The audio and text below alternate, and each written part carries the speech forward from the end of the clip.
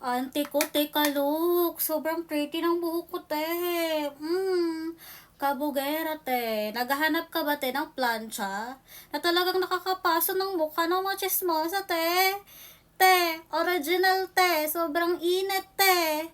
Ante ko, kung pabalik-balik ka pa rin, te, sa salon at nagbabayad ka talaga, te, ng 5,000 para i-reband yung iyong buhok, te.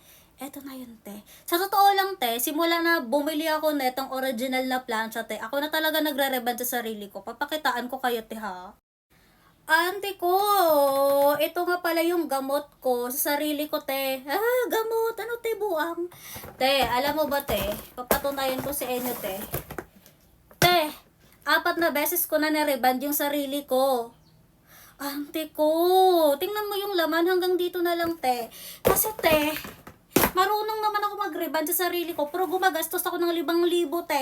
Te, alam mo to, te, kung naghahanap ka ng plancha talaga, te, na pang-reband, pang-racket, pwede mo dito i-reband yung mga classmate mo, tapos singilin mo sila, te, 5,000, te. Mindset ba? Mindset ba? Te, ang perfect, uy. Ganda ka, ayo, uy. Sobra kainit. Kasi meron siyang 300 Fahrenheit, tapos pwede mo pa siya taasan, te. Yan, te, tataasan mo pa siya, te, para umabot siya ng 400 Fahrenheit.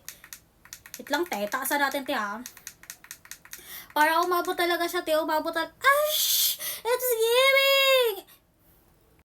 Auntie, kung nakikita mo naman, 400 Fahrenheit, te. Sobrang init talaga, te. Pwede talaga siya, auntie ko, sa gamot, te, na pwede mo siyang i-reband yung sarili mo, te. Auntie ko! It's giving. Sobrang pretty. Anyway, auntie ko, matagal-tagal na rin to sa akin. Mga 2 taon ko na rin tong ginagamit yung plancha ko na to. Pero it's still working.